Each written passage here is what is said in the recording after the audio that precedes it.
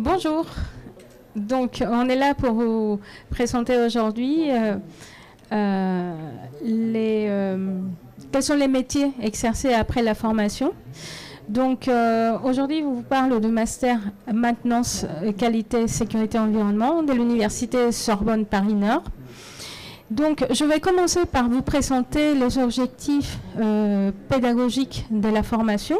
Donc, en fait, notre formation répond à un besoin réel, que ce soit dans le secteur industriel, dans les secteurs sanitaires, que ce soit public ou privé, mais aussi auprès des collectivités publiques. Par ailleurs, notre spécificité, c'est qu'on ne va pas répondre on ne va pas former nos élèves à un domaine particulier, que ce soit de l'environnement ou de la qualité ou de la sécurité de façon séparée. On va former à tous ces métiers. Nous, notre base de travail, c'est réfléchir en management intégré. Donc, à qui s'adresse cette formation? Donc, comme je l'indique ici, ça s'adresse principalement à des personnes qui ont une licence au niveau des L3, que ce soit en orientation chimique, physique, biologie ou technique dans le domaine QSE ou environnement. Mais ce n'est pas uniquement notre seul vivier en fait, des étudiants qui intègrent notre formation. Nous avons un nombre non négligeable depuis de nombreuses années des personnes qui sont en reconversion professionnelle. Quelles sont ces personnes qui sont en reconversion professionnelle? Ce sont des personnes qui travaillent déjà dans une entreprise et qui souhaitent voir évoluer leur métier. Ça peut être des gens qui ont exercé des métiers autour de la sécurité, mais qui n'ont pas le diplôme qui correspond. Et pour pouvoir en fait prendre des responsabilités importantes, l'entreprise les finance pour faire cette formation. Nous avons aussi des profils qui sont différents. Nous avons de plus en plus des infirmiers, par exemple. Vous allez me dire, non mais ça n'a rien à voir. Si, les infirmiers sont très recherchés par les entreprises parce qu'ils ont déjà une formation de base qui est liée à l'humain. On va les faire progresser avec des techniques, etc., QSE, mais les entreprises, ce sont des profils qui sont très importants. C'est-à-dire, notre particularité, c'est qu'on va avoir certes des gens qui vont faire une licence dans les domaines, mais d'autres personnes qui ne connaissent rien dans les QSE, et on va les former et on va les amener jusqu'à ces types de métiers. Donc, quels sont les principaux débouchés de notre formation? Donc, responsable qualité et prévention des risques, coordinateur HSE, responsable qualité au sein des organismes de certification comme l'AFNOR, responsable qualité et sécurité, ingénieur HSE, etc., qualiticien ou ingénieur préventeur des risques. Donc voilà, c'est une liste qui est absolument non exhaustive des métiers qui sont exercés par nos anciens. Quels sont les lieux d'exercice? Comme j'indiquais tout à l'heure, en fait, pour nous, il n'y a pas vraiment des lieux spécifiques d'exercice. Ça peut être dans les industries, dans les mairies. On a des responsables HSE dans les mairies. Ça dépend, enfin, vous pouvez imaginer, ce sont des villes de plus d'1 million d'habitants, la responsabilité importante que peut avoir ces personnes. Dans les collectivités territoriales, dans les ministères, par exemple le ministère de la Défense, on a un ancien de notre formation là, comme je vous ai dit, dans les organismes de certification et les bureaux d'études. Par ailleurs, on encourage aussi fortement, et on a aussi des matières qui vont dans ce sens pour la création d'entreprises. Nous avons des anciens qui ont créé leur propre entreprise, que ça peut être dans la formation, par exemple, sauveteur, secourisme au travail, ou d'autres pour la certification d'entreprise.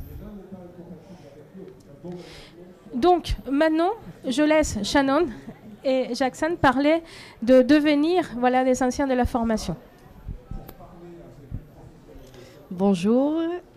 Du coup, moi j'ai été diplômée il y a 1 an et demi et je suis rentrée donc dans l'entreprise SPI Batignolles Fondation en tant que correspondante HSE.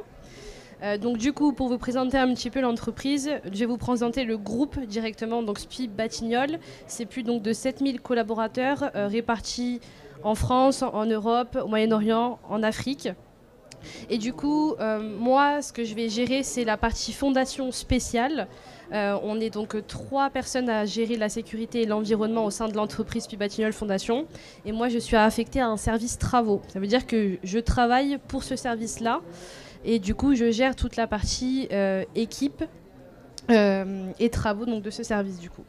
Nous, la particularité qu'on a, c'est qu'on est localisé partout en France. On a eu aussi des chantiers à l'étranger, en Nouvelle-Zélande, à La Réunion. Et du coup, donc, je suis constamment en déplacement parce qu'il faut que je sois constamment sur les chantiers pour veiller à ce que nos collaborateurs travaillent en sécurité et veiller au respect des réglementations environnementales. Du coup, donc on fait des travaux pour des fondations, donc des pylônes électriques de RTE, qui est l'entreprise qui gère tout ce qui est réseau de transport électrique. Vous avez EDF pour la production et RTE pour le transport. Du coup, on fait la maintenance et des travaux, donc du coup des pylônes électriques. Donc on fait des travaux en montagne, parce que bon, bah, vous vous doutez bien que il y a des pylônes électriques un petit peu partout. On fait, donc bah voilà, vous avez des exemples. Donc typiquement, bah, vous vous doutez bien que tout le matériel pour les travaux, on ne peut pas l'emmener par voie terrestre. Du coup, on envoie tout ça par voie aérienne. Du coup, là, vous avez des exemples des travaux qu'on peut faire. Et donc, du coup, vous vous doutez bien qu'il y a des risques qui sont très particuliers. Et qui demande donc une présence constamment sur le terrain du coup. Donc voilà, là typiquement on était sur des chantiers de montagne dans le sud de la France. Et du coup on a énormément de contraintes liées à notre client parce que donc on a un client qui est unique et du coup beaucoup de règles à respecter. Vous pouvez passer du coup. Du coup, comme on fait des chantiers en montagne, automatiquement, nos collaborateurs sont exposés à beaucoup de risques, notamment les risques de troubles musculo-squelettiques. Et du coup, on développe du matériel. Donc là, notamment, vous avez donc des tyroliennes pour descendre le matériel d'un point A à un point B. Vous avez donc des pinces pour éviter que nos collaborateurs soient constamment à côté des machines. Et des brouettes pour qu'ils puissent transporter le matériel de travaux. Du coup, le service HSE, le service HSE, il développe avec les services travaux du matériel pour justement pallier au risque et faire en sorte que les collaborateurs travaillent dans de meilleures conditions. Du coup. Donc là, encore des photos. Donc on a énormément de matériel différent, de travaux. On fait également ce qu'on appelle la liaison souterraine. Donc on enfouit en fait du réseau électrique. Du coup, il y a énormément de risques et énormément de particularités liées à cette activité. Du coup, donc là, vous avez des fondations simples de pylônes électriques. Ici, de la liaison souterraine. Des travaux dans les postes électriques, des travaux avec des risques de noyade aussi notamment, parce qu'on travaille dans le nid de certaines rivières. Vous pouvez passer. Ah oui, du coup, les questions c'est pour après, je suppose. Ok, je vais passer le micro à Jackson du coup.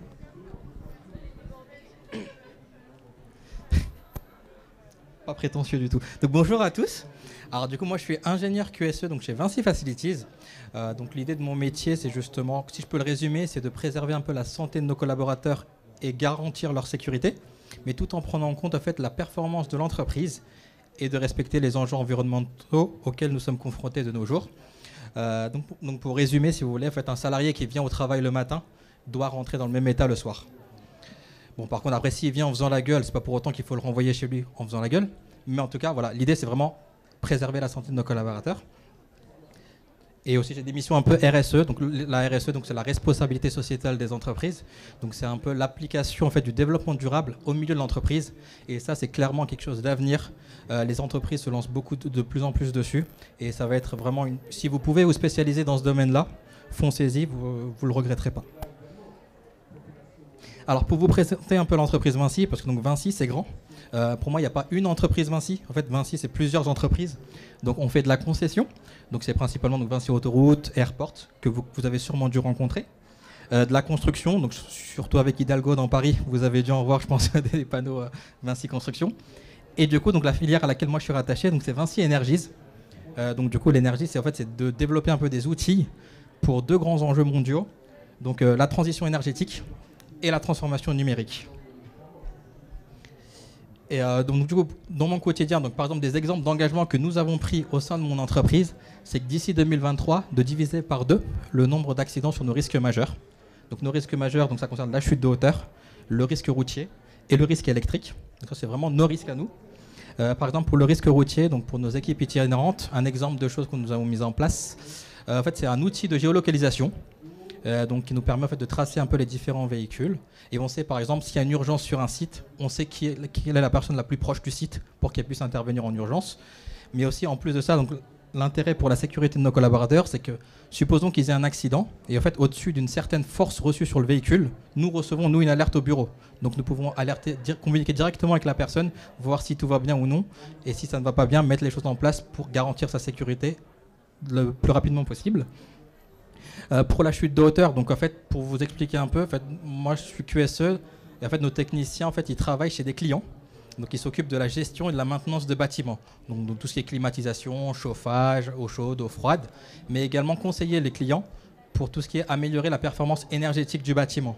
Donc comment consommer moins, typiquement un truc simple, c'est changer les ampoules classiques en ampoules LED. Certes, c'est un investissement au départ, mais sur le long terme, ça sera rentable pour le client.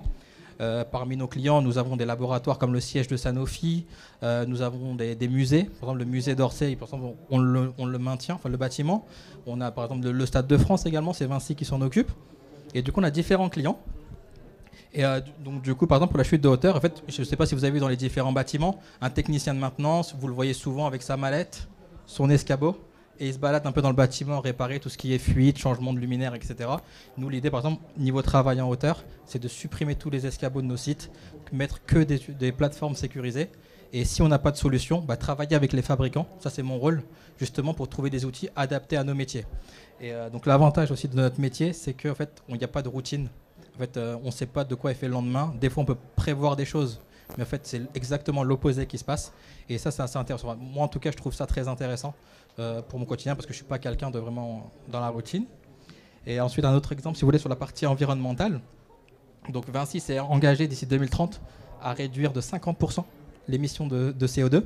Donc, l'idée, donc, nos techniciens, ils ont un rôle de conseil auprès de nos clients, justement, pour les aider justement à atteindre ces objectifs-là. Et nous-mêmes, par exemple, typiquement, c'est l'électrification de la flotte électrique.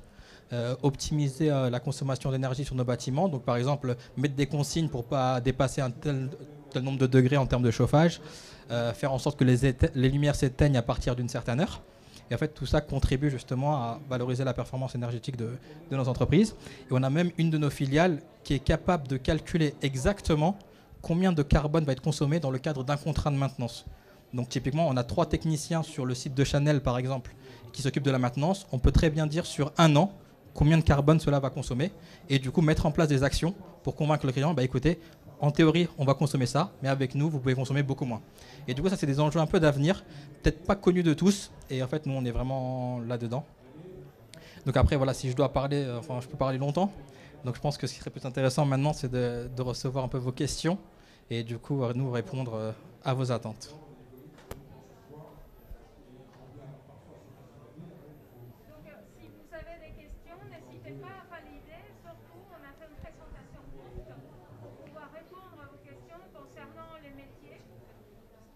Donc du coup, en fait, l'idée, c'est qu'on a fait une présentation courte pour pouvoir répondre à vos questions, parce que l'idée, c'est vraiment de répondre à vos attentes et nous, pas de nous vendre, parce que nous, on n'a aucun intérêt à ça. Donc l'idée, c'est vraiment de vous répondre à vos questions. Et voilà, si jamais vous êtes motivé, n'hésitez pas à scanner le QR code du master et on sera ravis d'éventuellement vous accueillir dans un avenir proche.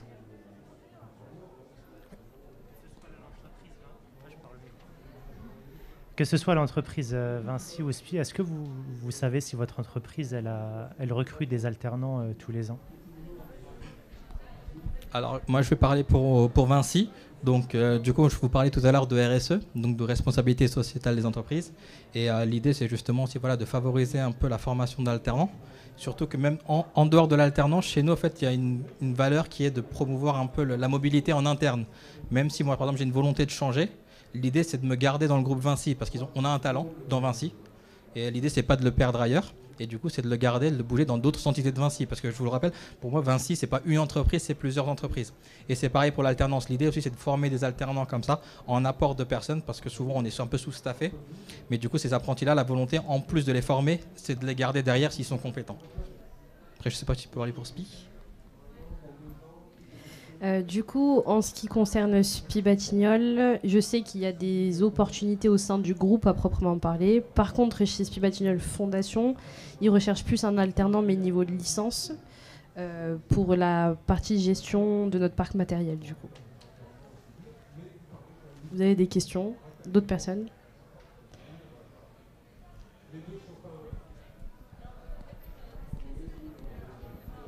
Mais du coup, vous avez dit que c'est que à partir de la licence, c'est ça? Il n'y a pas. Si par exemple on est déjà en M1, on peut rentrer directement en M2? Non, moi je parle par rapport à. Ah, peut-être que j'ai du mal. C'est mieux. Oui, vous parlez pour intégrer le master du coup? Ah oui, non, moi je parlais simplement de. Nous, on cherche quelqu'un de niveau licence pour l'entreprise, parce qu'il posait les questions concernant l'alternance du coup. Alors du coup, pour le master, il y a une possibilité de rejoindre directement en M2.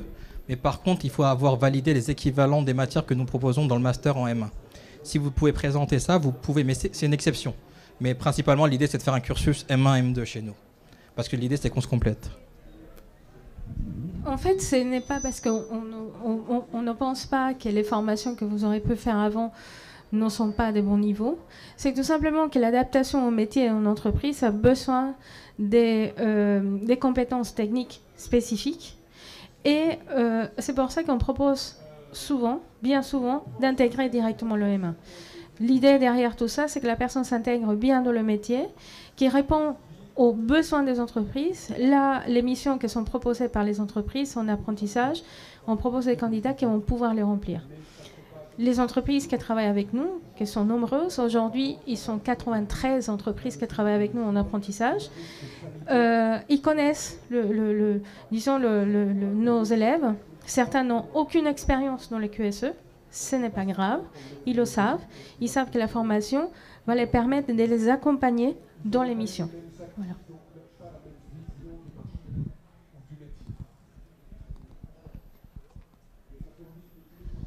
Si je ne me trompe pas, tout à l'heure, vous avez dit que vous êtes ingénieur QHSE, c'est ça? Du coup, vous êtes devenu, vous êtes ingénieur QHSE après le master, c'est ça? Alors pour le coup, en fait, les intitulés de poste, c'est assez particulier. Ça dépend vraiment des entreprises et des missions qu'on aura en entreprise. Donc moi, je fais des missions d'équivalent d'ingénieur, mais sans avoir fait une école d'ingé. Donc parfois, on peut être responsable QSE, mais sans forcément manager une équipe. Parfois, on est correspondant QSE, mais on manage une équipe. En fait, les nominations, les appellations sont propres aux entreprises. Donc ça, il n'y a pas de normes malheureusement. Donc chaque entreprise nomme un peu comme... Parfois, il y a des chargés de prévention, des chargés QPE, donc qualité, prévention, environnement. Il y a des préventeurs, il y a des chargés de mission HSE. En fait, donc, voilà, les appellations, il y en a beaucoup. Mais en fait, ça ne reflète pas exactement le métier qu'on fait. En fait, ça dépend des entreprises. Moi, je voudrais juste rajouter quelque chose sur ça. Donc moi, par exemple, tu vois, l'intitulé de mon poste, c'est correspondante HSE. Donc, j'ai pas la partie ingénieur, si tu veux, mais je suis cadre en entreprise, par contre. Et j'ai un statut cadre, du coup, parce que j'ai un bac+5. Alors que quelqu'un qui travaille avec moi, qui a 8 ans de plus, elle fait exactement le même métier, mais elle est pas cadre en entreprise parce qu'elle a qu'un bac+4, du coup. Voilà. Exactement les mêmes missions. On fait exactement les mêmes missions, elle a plus d'ancienneté que moi, mais elle gagne moins que moi et elle n'a pas le même statut que moi. Parce que moi j'ai un bac+5. Voilà. Voilà, pour compléter cette idée, c'est justement pour ça qu'on travaille depuis de nombreuses années sur la reconversion professionnelle et la montée en compétences. Les entreprises demandent ce genre de choses. On a des personnes dans notre formation qui sont en formation continue, qui sont financées par leur entreprise, elles gardent leur poste justement pour les amener à une montée de compétences et aussi de reconnaissance au niveau de l'entreprise. Ça se traduit par quoi? C'est en général les élèves qui sont dans notre formation sont autour de entre 20 et 25 ans, mais on a aussi des personnes qui sont en reconversion professionnelle ou en accompagnement d'entreprise qui ont 40 ans, 50 ans, d'accord? Et ça se passe très bien. Nous, notre objectif principal, c'est l'insertion professionnelle. Peu importe l'âge, voilà, l'idée c'est d'amener tout le monde et donner en fait tous ces paquets de compétences techniques et aussi humaines pour accéder à ces métiers.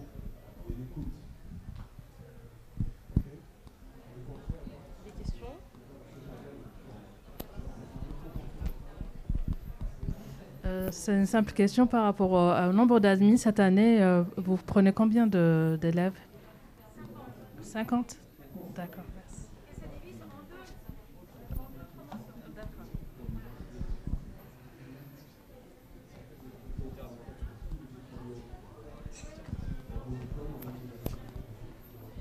Petite question, s'il vous plaît. Par rapport aux filiales comme Vinci, Bouygues, tout ça, il y a combien d'ingénieurs QSE par branche? Alors, il n'y a pas de règle définie parce qu'en fait, l'idée des filiales, c'est que certes, en fait, on a le spectre d'un grand groupe, mais on est quand même indépendant derrière. Donc, en fait, chaque filiale aura sa manière de fonctionner. Chez moi, par exemple, pour un périmètre de 520 personnes, on est 2 QSE. On est à peu près 520 personnes dans mon entité. Donc après, à nous de nous organiser, etc. Mais après, c'est évolutif. L'idée, c'est si jamais on se dit, on est surchargé, etc., à nous de convaincre notre direction, dire, j'ai ça à faire, j'ai ça à faire, j'ai ça à faire, j'ai ça à faire, je dois faire tout ça. Ça me prend tant de temps. J'ai pas de semaine à 60 heures, 55 heures. Donc du coup, ça, en fait, l'idée, c'est pas juste de demander, il me faut quelqu'un parce que j'ai trop de taf. Ça va pas t'aider. Mais au contraire, argumenter auprès de la direction. Mais dans tous les métiers, c'est pareil. Convaincre la direction, c'est ne pas y aller les mains dans les poches. Mais exprimer avec des faits pourquoi vous avez besoin de ressources. Et après, derrière, s'il y a besoin de quelqu'un, que ce soit un apprenti ou même un assistant, on vous le passera forcément parce qu'ils vont se dire oui, effectivement, tu as raison. Et d'autant plus que nos métiers, on a quand même, mine de rien, un poste assez stratégique dans l'entreprise. On est quasiment le bras droit du chef d'entreprise parce qu'en termes de sécurité, par exemple, certes, on a un rôle de conseil. Après, le chef d'entreprise nous écoute ou pas, ça c'est son problème. Mais en tout cas, on a quand même un poste clé. Et du coup, j'anticipe un peu des éventuelles questions que vous ne poseriez pas.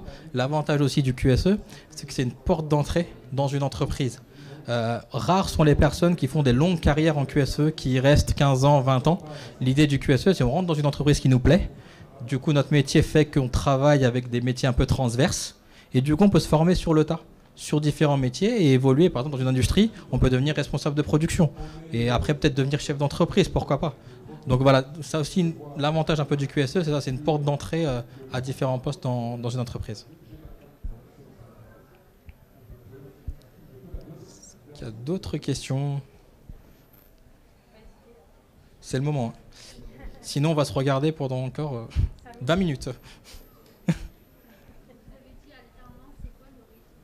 2 semaines, 2 semaines. Donc 2 semaines de cours et 2 semaines d'entreprise. Et en général, ça se termine là. Du coup, les cours se terminent à peu près fin mars. Et du coup, de fin mars jusqu'à la rentrée suivante, vous êtes en entreprise. Donc ça, c'est aussi intéressant pour les entreprises parce que souvent, il y a des écoles qui proposent du 2 jours, 3 jours sur une semaine. Donc là, mener des projets de fond, etc., c'est assez compliqué sur des courtes durées. Donc là, c'est ce qu'on propose. Nous, l'idée aussi, c'est un peu d'avantager aussi les entreprises parce que l'idée, c'est qu'ils financent un peu aussi votre formation. Et du coup, nous, c'est 2 semaines d'octobre à mars. Et après, on est full entreprise jusqu'à la rentrée suivante. Et l'autre avantage de ces rythmes, c'est que vous pouvez venir faire la formation ici en Île-de-France, mais après votre apprentissage, vous pouvez le réaliser à Grenoble, à Marseille, où vous voulez en fait. Donc ça permet en fait de faire des allers-retours entre les régions. Ce sont des choix personnels qui font, chacun. Il y a des gens qui ont toujours habité dans la région de Grenoble et qui sont une entreprise qui les accueille. Ils ont envie de rester là. Ils viennent pendant 15 jours ici. Pendant plusieurs semaines, pendant plusieurs mois dans l'année. Et en fait, c'est quelque chose, ces rythmes, permet justement de pouvoir adapter ce fait de travailler en région.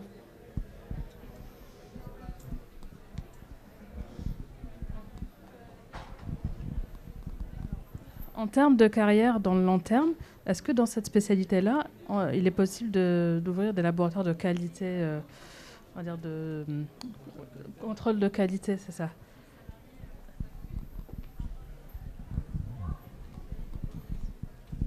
Notre objectif, ce n'est pas la qualité produit. Notre objectif, c'est la qualité process. Donc, ça veut dire que dans notre façon d'envisager les choses et dans la formation, vous pouvez, un peu plus haut niveau, contrôler le laboratoire des qualités produits. C'est-à-dire, c'est une vision globale sur la production et la satisfaction client.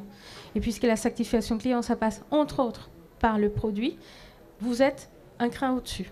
Voilà. Mais on n'est pas spécifié, parce que la question des contrôles, enfin, qualité produit, ça se passe par beaucoup de tests au laboratoire, que ce soit des tests, par exemple, microbiologiques, ou physico-chimiques ou autres, ou spectroscopiques. Nous, on n'est pas centré là, on est au-dessus. Voilà. Par contre, pour nous, c'est intéressant d'avoir des formations, des bases. Par exemple, en microbiologie, Jackson, il a fait une formation en sciences de la vie avant. C'est-à-dire, ça donne une vision différente, une structure, une construction sous la résolution des problèmes qui est différente. Et si jamais ça tombe en plus dans une entreprise dont le métier c'est lié un peu à la question biologique ou autre, voilà. Mais c'est pareil, on a eu des élèves qui étaient dans des licences en physique, qui ont travaillé dans des sociétés qui ont construit des appareils très très compliqués pour des mesures physiques, que ce soit pour l'aérospatiale, etc. Ça se passe très bien, où ils sont aujourd'hui responsables régionaux au niveau du CNRS, par exemple. Donc vous voyez, en fait, on n'a pas vraiment absolument aucune limite concernant la structure dans laquelle nos élèves peuvent travailler.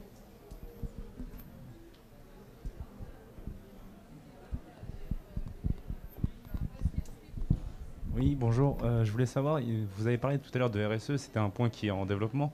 Est-ce que du coup le master prend en compte les évolutions du secteur ? Alors ça, du coup, c'est donc pour en revenir du coup au master, donc qui va permettre de répondre à cette question, c'est qu'en fait le master est assez évolutif. Donc en fait, moi j'ai eu Shannon par exemple, qui était une promo du coup après l'année suivante. En fait, elle a eu des cours que j'ai pas eu. Et en fait, l'idée du master, c'est que chaque année, en fait, les élèves notent les professeurs du master. Donc ça nous permet, voilà, donc selon les retours des étudiants, donc éventuellement remplacer des professeurs parce que donc ils répondent pas aux attentes du métier. Et en plus de ça, en fait, le master récolte également les avis et les recommandations en fait des anciens étudiants qui sont sur le terrain et qui disent bon bah effectivement donc par rapport à cette matière-là, moi je l'ai fait sur le terrain, on attend plus ce volet-là et du coup on peut réorienter les cours en fonction des volets-là, voire changer d'interlocuteur. Il y a beaucoup d'enseignants du master qui sont des professionnels et également anciens étudiants du master.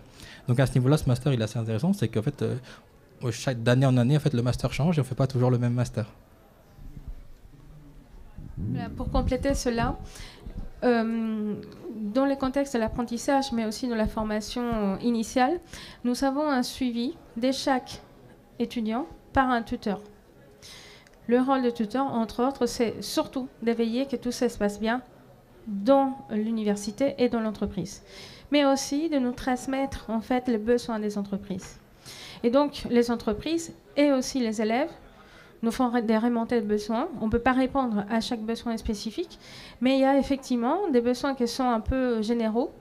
Et là, ces derniers temps, par exemple, on met en place des certifications dans des outils de la qualité liés en lean management, avec des certifications dont l'étudiant en première année obtient une certification et en deuxième année aussi. Donc, à quoi ça sert? C'est que vous arrivez dans une entreprise, vous dites, ah ben je fais des lignes, ok, et vous avez le moyen de le prouver, oui, j'ai une certification, voilà, le niveau.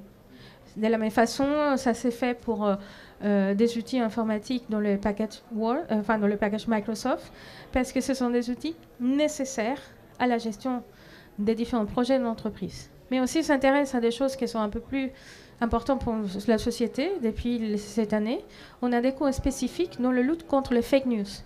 C'est-à-dire, quand vous êtes un responsable HSE, comme tous, on est envahi par les fake news, que ce soit des points de vue politiques, que ce soit contre le vaccin, machin, etc.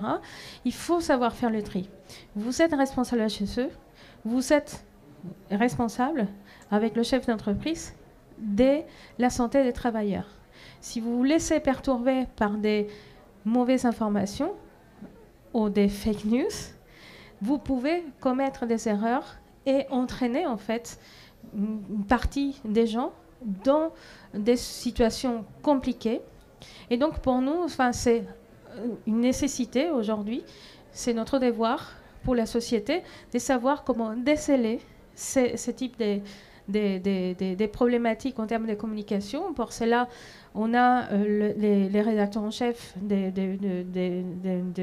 journal qui est très spécifique dans ces domaines, qui va enseigner à nos élèves quels sont les outils pour déceler les fake news. Oui.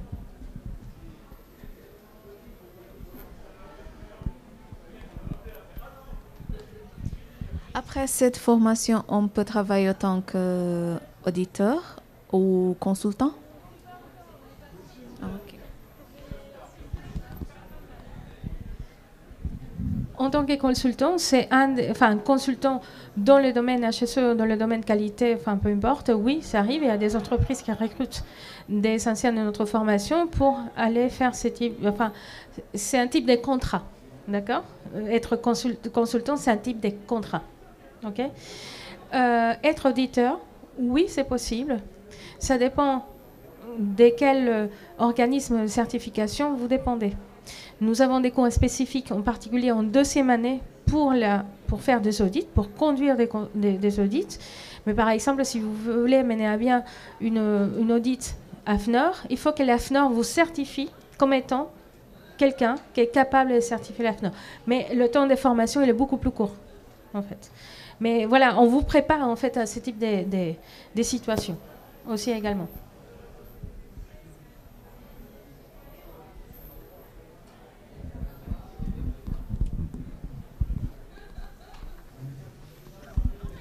Alors j'ai pu voir que votre formation, elle était disponible en formation initiale et en alternance. Quelle est la différence entre les deux?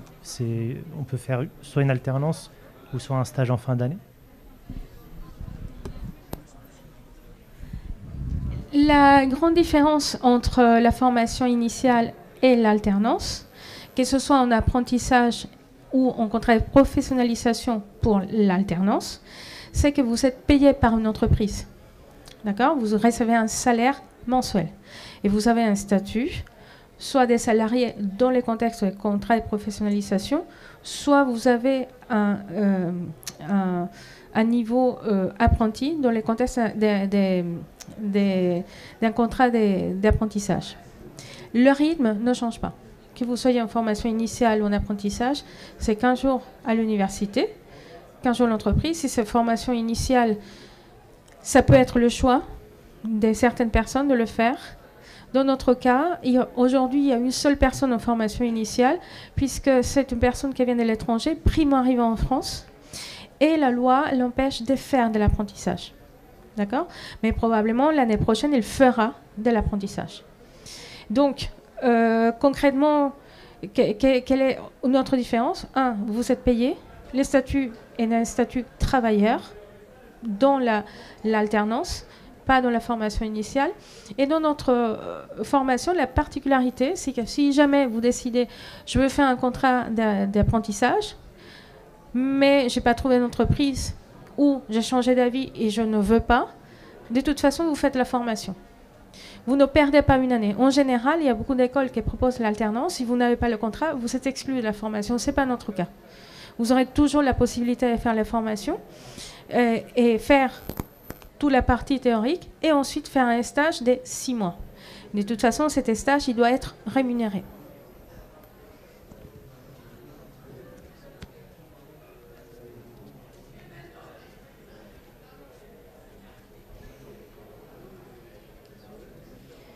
Des questions liées au métier?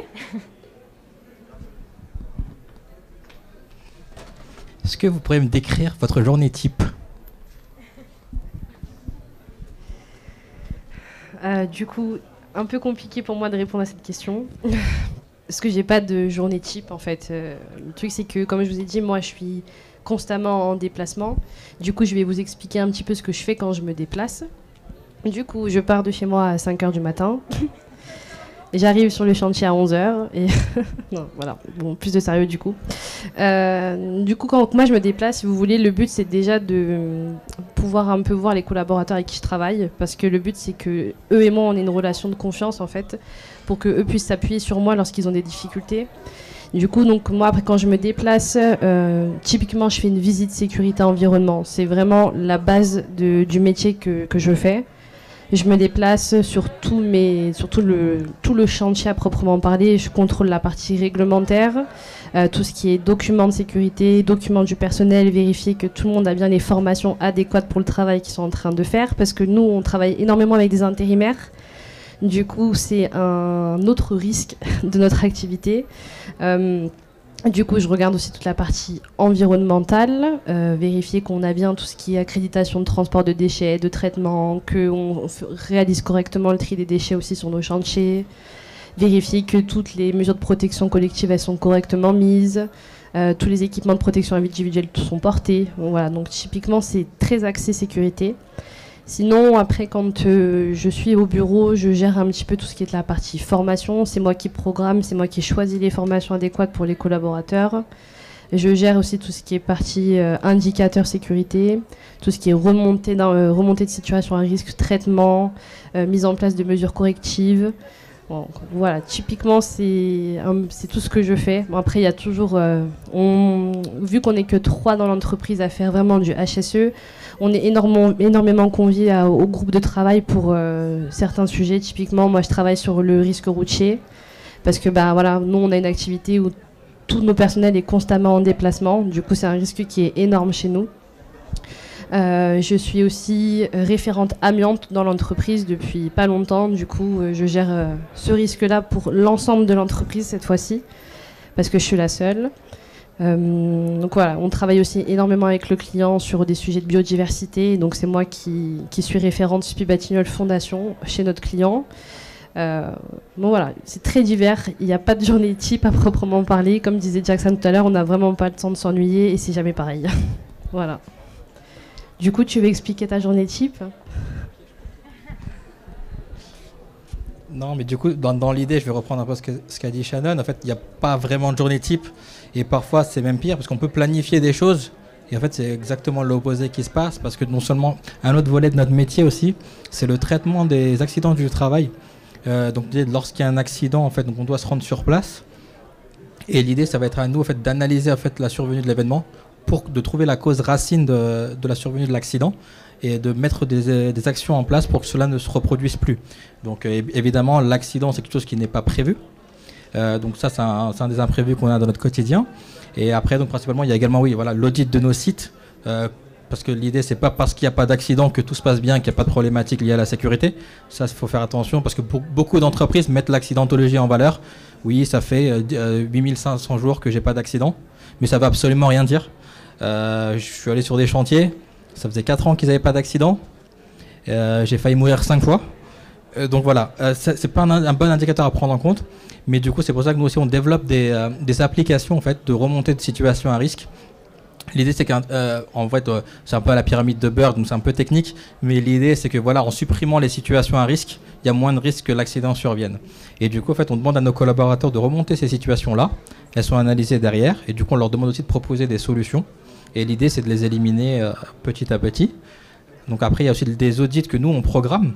Parce qu'en fait, donc du coup, moi, mon entreprise, elle est certifiée par l'AFNOR, donc dans les normes qualité, sécurité et environnement et énergie. Et du coup, donc chaque année, on est audité par un auditeur de l'AFNOR. Donc du coup, là, voilà, faut que notre système aussi, donc on peut pas juste se baser un peu sur de l'à peu près. Il faut qu'on ait des systèmes un peu précis, il faut que les documents soient à jour. Donc du coup, ça demande du travail également au quotidien. Donc du coup, je réfléchis un peu à ce qu'il y a. Donc après, en termes d'imprévus, donc parfois aussi j'ai des sollicitations du terrain, donc je peux planifier peut-être une journée au bureau, mais à 11h on m'appelle, on me dit j'ai un risque électrique sur mon site ou j'ai une problématique d'accès, est-ce que tu veux passer voir et proposer des solutions? Et du coup l'idée, on y va. Et l'idée, voilà, je suis pas sachant, je sais pas tout non plus. L'idée en fait, c'est de fusionner un peu les compétences un peu nous du HSE et la fonction un peu technique du terrain. Et l'idée, c'est qu'ensemble on trouve des solutions à des problématiques. Parce que l'idée, voilà, c'est aussi que nous, comme je le disais tout à l'heure, notre poste, il est assez stratégique. on est certes bras droit un peu du chef d'entreprise, mais en fait, on est entre le chef d'entreprise et le terrain. En fait, et l'idée, il faut aussi créer cette relation de confiance-là. Donc, il y a beaucoup de social aussi à faire avec les techniciens, enfin, avec les équipes. Il faut qu'ils aient confiance en vous pour qu'ils soient honnêtes avec vous. Après, bon, l'idée, c'est pas vous de balancer ça derrière au chef d'entreprise, mais de vous servir un peu de leur honnêteté, de ce qui vous expose, pour mettre en place des choses, pour corriger et améliorer un peu leur quotidien, parce que c'est notre but premier.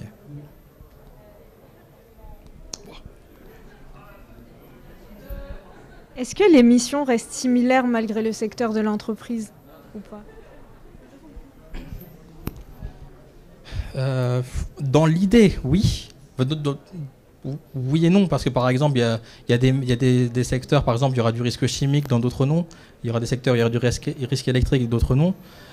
Parfois aussi, il y aura les priorités de l'entreprise. Certaines veulent accepter de leur prévention sur tout ce qui est gestes et postures, troubles musculo-squelettiques, d'autres le risque routier. Donc en fait, l'idée du master, c'est qu'on est bon dans tous les domaines et du coup, on peut appliquer ce dont on a besoin en entreprise plus tard.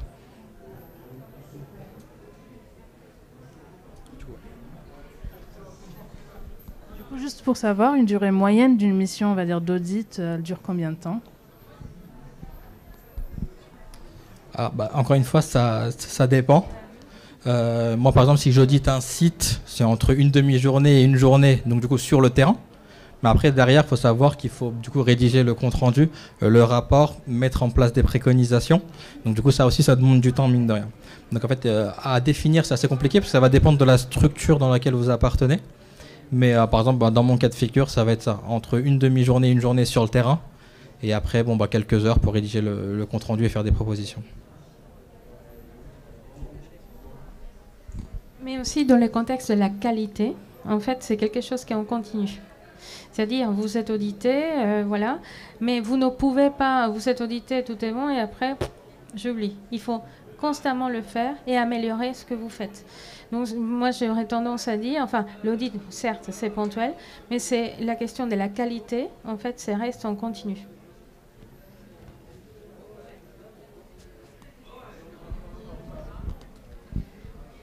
Pour répondre, du coup, moi, quand je me déplace, ça peut prendre 1 à 2 journées sur site, de par déjà la localisation et de tout ce que j'ai à regarder. Et comme typiquement, c'est pareil, après, il y a toute la rédaction derrière du compte-rendu. Et après, par contre, si tu parles des audits de certification ou de renouvellement de certification, c'est en fonction de la taille de ton entreprise, du coup. C'est vraiment quelque chose qui est très variable. Chez moi, c'est à peu près 1 semaine. Et quand j'étais chez Vinci Autoroute dans mon alternance, c'était quasiment 2 semaines d'audit à temps plein.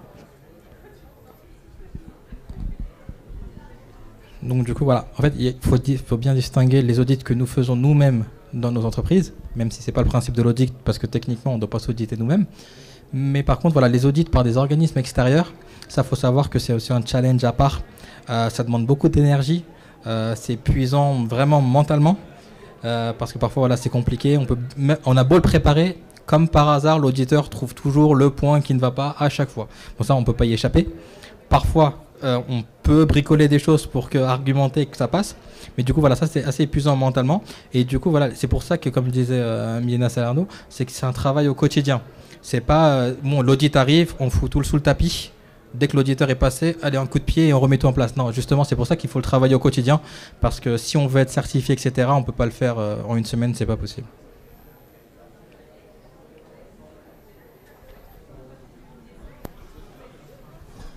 Pour travailler dans les meilleures conditions, est-ce que votre entreprise, elle vous donne un budget annuel, ou est-ce que vous êtes en perpétuelle négociation pour justement débloquer des fonds? Alors ça va dépendre où tu es embauché. Parce qu'il y a des entreprises où le QSE a un budget annuel et qui gère lui-même, ou alors qui chiffre lui-même son budget pour l'année suivante. Moi, par exemple, je n'ai pas à gérer cette partie-là. Mais en tout cas, moi, l'idée, par exemple, si je veux mettre en place quelque chose et que je suis convaincu que c'est la solution pour améliorer les choses, à moins de convaincre mon directeur, écoute, il faudrait s'orienter dans ce sens-là dans les mois à venir, parce que moi, je suis convaincu, donc avec des arguments derrière, que voilà, c'est la chose à mettre en place pour réduire un peu certains risques, etc. Mais voilà, après, ça dépend de l'entreprise où tu es. Parfois, tu auras justement à gérer un budget un peu sécurité annuellement. Tu devras le définir, le planifier en fonction des actions que tu voudras mener. Mais moi, j'ai pas cette mission-là. Du coup, c'est un peu pareil que lui. Moi, j'ai pas la gestion du budget à proprement parler. Mais en tout cas, je sais que chez moi, le service HSE, il a un budget qui lui est alloué à l'année, mais qui effectivement est établi par le responsable prévention par rapport à ses besoins sur l'année. Et le budget formation, il est prévu par la partie ressources humaines par contre. Ouais.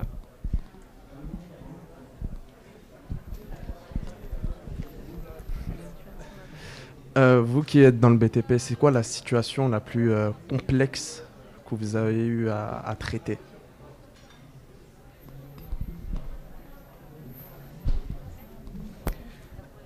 Alors pour l'instant, j'en ai pas eu, mais j'espère que ça ne m'arrivera jamais. Mais clairement, enfin, la grosse pensée qu'on a, c'est si un décès sur un chantier lié au travail, ça clairement, non seulement c'est la perte, nous l'idée c'est de mettre en place, voilà, parce que souvent l'argument qu'on a quand on propose des choses en matière de sécurité, c'est oui, mais c'est trop cher. Du coup, voilà, comment convaincre quelqu'un que, très simplement, la vie d'un collaborateur, elle coûte combien? Est-ce que quelqu'un peut me donner une réponse à cette question-là?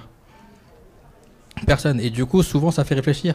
Et beaucoup aussi, le problème, voilà, c'est que je pense que nous, dans beaucoup d'entreprises en France, il y a un problème au niveau de la maturité de la culture sécurité. On est beaucoup trop réactif. En fait, il faut que quelque chose se passe pour mettre des choses en place derrière. Typiquement, quelqu'un qui a connu un accident de travail mortel sur un site, je peux vous garantir que quand il y a la police, l'inspection du travail, quand il y a les juges, le tribunal et la famille derrière, parce qu'il faut l'annoncer à la famille, et beaucoup, en fait, réagissent parce qu'ils l'ont vécu. Et en fait, c'est quelque chose que nous, en tant que QSE un peu moderne, qu'on doit, parce qu'il faut le rappeler, vous avez sûrement vu ces images-là, les constructions de gratte-ciel à New York, le gars qui est en funambule à 100 mètres, 200 mètres de hauteur, c'est impossible de le voir ça de nos jours. En fait, nous, l'idée, en fait, c'est d'améliorer aussi le métier de QSE. Et voilà, un grand enjeu, je pense, dans les années à venir, c'est développer la maturité, la culture sécurité, parce que même dans les boîtes, il y a beaucoup d'anciens. Et eux, voilà, on leur demande de faire des causeries, de remonter des situations. Ils font oui, de mon temps, je le faisais pas, ça sert à rien, etc. Mais là, de plus en plus de personnes, même dans le BTP, sont formées. Et du coup, ils ont un peu cette culture-là de voilà, QSE, en fait, c'est impliqué dès leur formation, dès leur cursus. Et du coup, ça nous aide, nous, QSE, à mettre des choses en place. Mais clairement, voilà, faut qu'on quitte un peu cette maturité un peu réactive qu'on a dans notre société. De tant que ça m'est pas arrivé, tout va bien, alors que pas du tout. Ça se trouve, ça va mal. C'est juste qu'on a de la chance et que malheureusement, rien de grave ne s'est passé. Mais en tout cas, voilà, faut essayer d'un peu d'anticiper tout ça et limite de se créer des problèmes et trouver des solutions avant que ça ne survienne. Dernière petite question, s'il vous plaît. Par rapport à l'amiante, vous êtes la seule QSE qui fait de l'amiante parce que vous avez une formation par rapport à l'amiante ou c'est autre chose? Du coup, tu veux pas d'anecdote de BTP? Tu veux pas d'anecdote de BTP, du coup? T'es sûr, hein? Du coup, pour répondre à ta question sur l'amiante, c'est parce que on est sujet A sur un chantier qu'on m'a demandé de faire la formation. Mais c'est probablement quelque chose qui sera mis dans le master les années à venir, du coup. Donc, tu veux ton anecdote ou pas? Ok. Alors, du coup, cet été, on était sur un chantier à Perpignan, en montagne. Et donc, nous, on travaillait donc, avec approvisionnement de matériel en hélicoptère. Juste en contrebas, il y avait les rails du train jaune donc de la SNCF. Et encore plus bas, la route. Et il y a un hélico qui est arrivé. Et notre bétonnière, elle a dévalé donc la montagne très clairement et elle a atterri sur les voies SNCF. Sauf que c'est des trains qui sont ouverts. Donc il y a des personnes à l'intérieur de ces trains. Et donc on est passé à côté de la catastrophe, on est passé à côté d'un déraillement de train. Et le train ensuite qui va sur la route en contrebas du coup. Il n'y a pas eu de blessés, mais derrière, ça a eu d'énormes conséquences pour l'entreprise. On a été mis sous surveillance par notre client depuis 6 mois. Voilà. Et donc derrière, ça a demandé de grosses justifications, beaucoup de mise en place d'actions correctives, du coup, qui doivent être maintenues sur tous nos chantiers actuellement. Voilà. Concernant l'amiante, on a une sensibilisation dans la formation. Mais une petite anecdote, c'est que justement, comme on a des personnes qui viennent des licences scientifiques, et donc ils connaissent les mesures physiques, qu'est-ce que c'est un milligramme, un microgramme, un kilogramme, etc. Et donc, il s'agissait d'une personne qui était à la SNCF au niveau de Gare du Nord. Et donc, il y avait un gros chantier des désamiantages qui coûtait 2 millions d'euros par an. Et donc, à un moment donné, on lui dit, vas-y, prends le dossier, parce que personne ne s'est chargé, en gros. Et donc, elle a commencé à lire, bêtement, elle a dit, mais là, il y a un problème, en fait, les chiffres, ça ne correspond à rien. Et en fait, le marché a été arrêté avec cette entreprise, puisque justement, comme personne ne s'est chargé derrière et les gens ne comprenaient pas les chiffres, en fait, l'entreprise qui était chargée de désamiantage facturait un peu beaucoup. Et c'était en première année d'apprentissage, la personne, notre étudiante a dit non mais là il y a quand même un problème. Et donc le marché a été revu et arrêté avec cette entreprise. Bon après ils sont recommencés avec l'entreprise. Mais vous voyez, enfin c'est pour vous dire que le fait d'avoir une licence qui n'a rien à voir avec le QSE et QSE scientifique, ça a un réel apport en fait dans ces métiers. Voilà. Et ça protège l'entreprise, comme on disait Jackson. L'idée en fait de ces métiers, c'est la protection en fait de l'entreprise.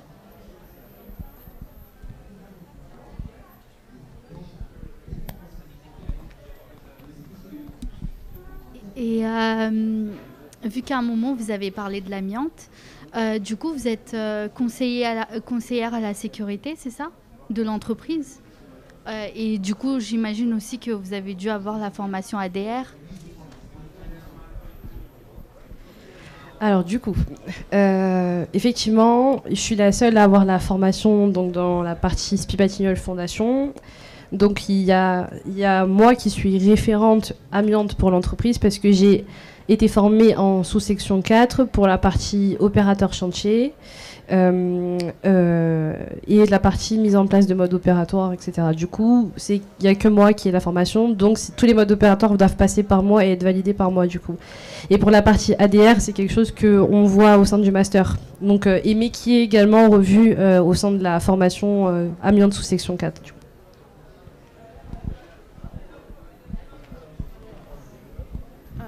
Par rapport à la formation, est-ce qu'il y aura des TP de laboratoire? Non, je ne proposais pas. Parce que je n'ai pas regardé sur les yeux. Il y aura en fait des mises en pratique de certaines choses. Par exemple, on a une matière qui est liée aux mesures physico-chimiques pour l'environnement. On va faire des TP spécifiques, etc. Mais c'est la seule. Qu'est-ce que c'est la mise en pratique pour nous? En première année, par exemple, il y a une formation sur la manipulation des extincteurs et les bons réflexes quand il y a un incendie. Là, on se déplace une journée entière dans un bâtiment qui est très grand et on va s'exercer à l'utilisation des extincteurs. Poudre, mélange eau, additif, CO2. Évacuation dans un labyrinthe en fumée, sans lumière, évacuation des personnes blessées.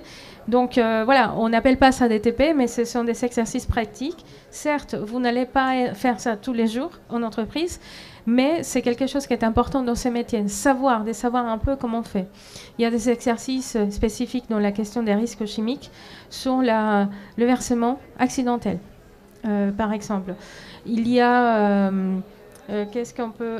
par exemple, la formation sauveteur secouriste au travail, c'est 2 journées entières des pratiques.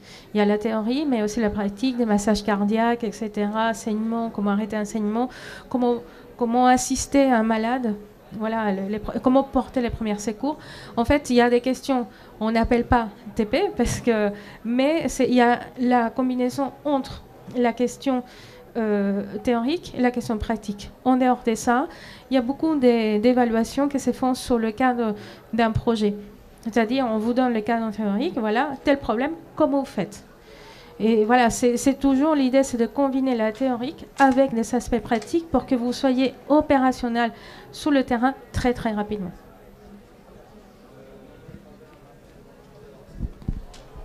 Petite précision sur la formation sauveteur secouriste du travail, c'est que c'est pas juste un cours pendant 2 ans, c'est une certification qui est officielle. Vous pouvez la faire valoir à votre future entreprise et elle est valable 2 ans. En fait, c'est une formation qui est recyclée tous les 2 ans. Mais celle que vous faites dans le master, en fait, c'est l'équivalent de ce que vous ferez dans un centre de formation. Les habilitations aussi. Alors, étant donné que votre société SPI Batignolles est présente à l'international, et une fois entré dans l'entreprise, est-ce que vous avez la possibilité de faire un VIE à l'étranger?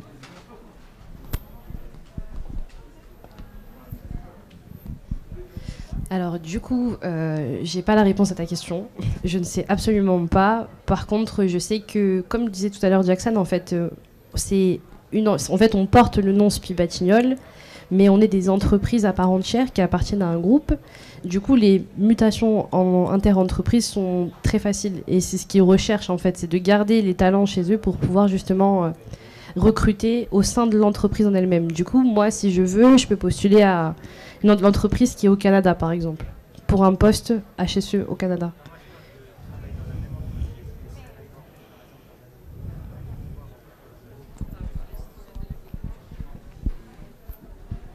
Du coup, j'avais vu dans le descriptif que votre société, elle était présente un peu partout dans le monde.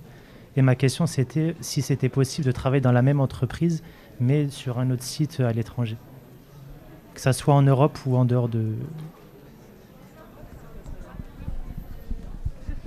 En fait, du coup, oui. Parce qu'en fait, tu parlais de SPI, mais je parle Vinci, c'est pareil. En fait, il y a plusieurs entités de Vinci, mais ça reste le groupe Vinci. Et en fait, toutes les entités ne proposent pas des VIE, parce que selon les activités, par exemple, typiquement dans la construction, Vinci Construction, tu auras beaucoup d'offres de VIE, que ce soit au Cambodge, dans des aéroports à l'étranger, etc. Mais du coup, bon, certes, c'est pas trop entreprise, mais ça reste le groupe Vinci. Et du coup, c'est ce qu'on disait aussi, c'est que nos entreprises favorisent la mobilité en interne. Donc, si tu souhaites faire un VIE, même dans une autre entité de Vinci, mais ça reste Vinci, parce que moi, typiquement, dans la maintenance de bâtiments, il n'y a pas de VIE, parce que encore moins en QSE. Mais par contre, voilà, si dans la construction, par exemple, tu as une offre en QSE en VIE, tu postules, tu envoies un mail à ta RH avec la référence de l'annonce, et eux, du coup, ils peuvent te recommander. Donc, tu seras un peu plus prioritaire, notamment pour passer les entretiens. Ça ne veut pas dire que tu auras le poste, mais en tout cas, voilà, l'idée, c'est de favoriser, de garder les talents. Parce qu'en fait, tu fais un VIE. Par définition, le VIE, c'est temporaire. Donc, eux, dans l'idée, ils te disent, bon, bah écoute, s'il y a un accord, pourquoi pas, tu fais ton VIE, potentiellement, pour que tu reviennes chez eux après. Donc, ils ne seront jamais contre ça. Et au contraire, ils pousseront ta candidature. En gros, la réponse est oui. Ça dépend de l'entreprise. Nous concernant, il se trouve que pour les personnes en formation initiale, il est possible de réaliser un stage à l'étranger. Un des exemples, c'était quelqu'un qui était chez nous et qui a fait un stage à Abu Dhabi. Voilà. Pendant 6 mois, après il a resté plusieurs années dans les Émirats. Ça arrive. Là, nous avons été lauréats aussi d'un projet Erasmus+, dans lequel l'idée, c'est effectivement de la mobilité dans le cadre de l'apprentissage.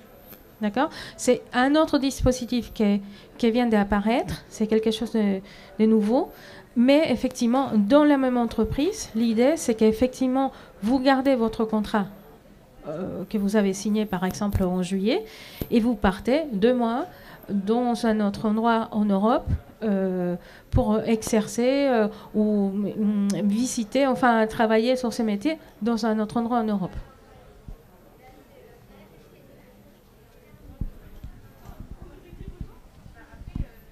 Vous nous avez beaucoup parlé du secteur du BTP. Est-ce qu'il y a d'autres secteurs d'activité pour ce métier ? En fait, pour faire simple, tu peux travailler partout. Donc ça peut être des collectivités territoriales, donc ça peut être des mairies par exemple. Tu peux travailler dans des hôpitaux. Moi j'ai fait mon alternance chez Air France Industries, donc dans l'aéronautique. Tu peux travailler dans le nucléaire, dans les industries chimiques. Donc en fait, il y a la Poste. Donc c'est moins glamour, mais ça existe aussi. Donc en fait, c'est un poste. Donc en fait, les grandes entreprises, ils s'y ont pris un peu plus tôt. Mais en fait, maintenant, tout le monde en demande. Et même dans des entreprises même dans de l'artisanat, tu peux avoir un QSE. Donc en fait, tu peux vraiment travailler partout. Parfois même, ça peut même engendrer des créations de postes. Des fois, des petites PME, par exemple, ne savent pas ce que c'est vraiment. Donc en fait, le chef d'entreprise gère un peu tout. Mais à partir du moment où il a connaissance de ce métier, etc., il peut dire, tiens, effectivement, ça serait intéressant d'avoir un QSE chez nous. Donc en fait, tu peux travailler vraiment partout dans l'industrie, principalement dans les chaînes de production, dans les plateformes logistiques, donc sur Amazon par exemple. Il y en a partout, mais vraiment partout. Vente privée. Et aussi, effectivement, on a des anciens élèves qui sont dans les ministères, dont un en particulier le ministère de la Défense. On a un élève aussi qui se trouve dans un hôpital. C'est rare parce que ce n'est pas notre corps de métier, mais on a de plus en plus des élèves, soit en apprentissage, soit après le master, qui travaillent dans le secteur du luxe. On a des gens qui travaillent chez Chanel. On travaille avec Chanel depuis pas mal de temps. On travaille aussi avec Hermès. Là, enfin, sur un des sites d'Hermès, le responsable HSE, c'est quelqu'un de chez nous. À tout à l'heure, Loreva était là. Et bon, elle est partie il y a quelques minutes. Elle est aussi correspondant HSE chez Kering. C'est le centre, en fait, de tout le groupe LVMH. Et vous voyez, en fait, on va avoir des gens qui vont travailler sur des secteurs médicaux dans le privé. C'est très, très vaste. Même aujourd'hui, nous nous trouvons dans un endroit, je ne sais pas si vous avez remarqué, il y a un monsieur, une dame qui se balade avec une chemise rouge, par exemple. En fait, ce sont des gens qui sont chargés de la sécurité incendie. Et donc, ici, il y a forcément un responsable QHSE ou HSE qui va les gérer. Qui va gérer ça, qui va gérer les évacuations, qui va demander les permis en préfecture, etc. Même pour cette organisation aujourd'hui, il y a certainement un responsable HSE derrière.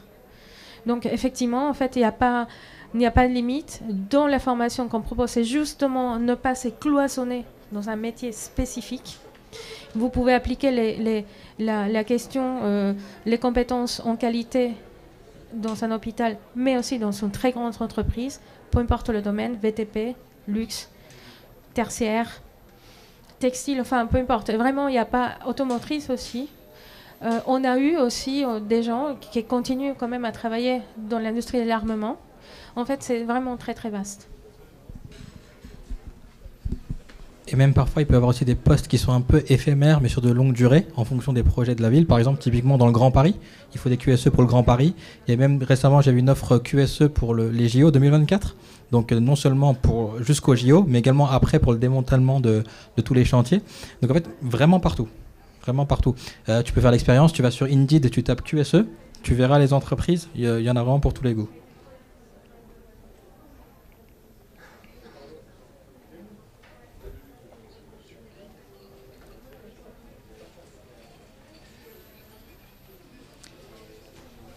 Un petit peu débordé, est-ce que vous avez d'autres questions? Ouais. Tant qu'on ne me vire pas, on est là. Est-ce que vous avez un réseau d'entreprises pour faciliter les contrats d'apprentissage pour vos élèves? Alors du coup, nous, on travaille avec un CFA, donc qui aide justement à faire le lien entre des entreprises et des étudiants.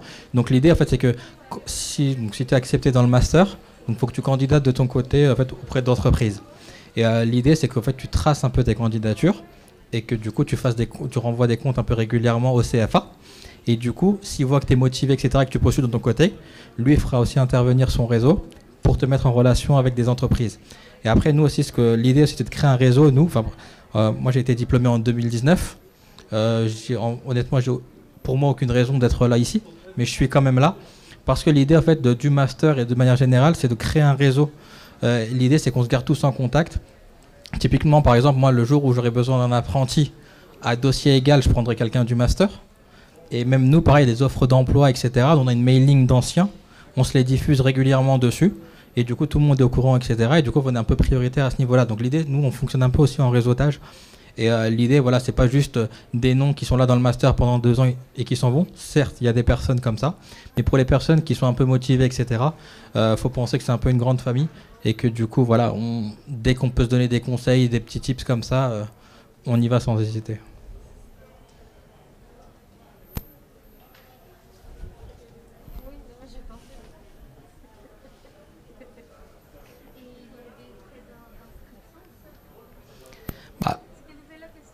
Les frais d'inscription. Alors en fait, si tu es en alternance, non. Parce qu'en fait, du coup, ta formation, elle est payée par ton entreprise. Si tu es en formation initiale, il y aura des frais d'inscription. Mais en fait, c'est les frais de l'université, quoi. C'est autour de 400 € de mémoire. Non, même pas. Même pas 290, c'est les soldes.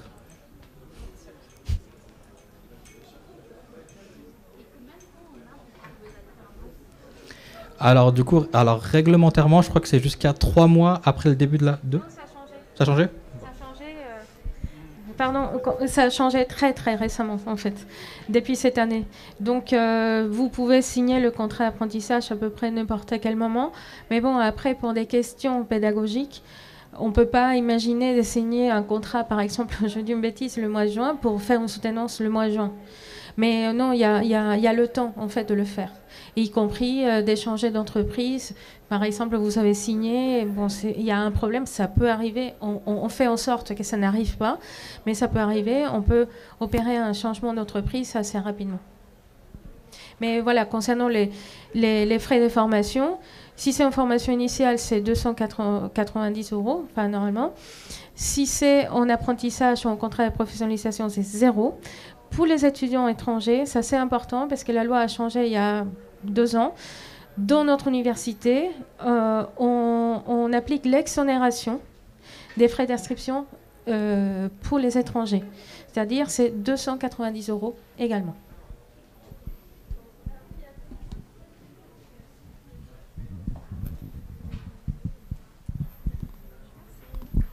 Je voulais savoir quand est-ce qu'est la rentrée, donc la prochaine rentrée.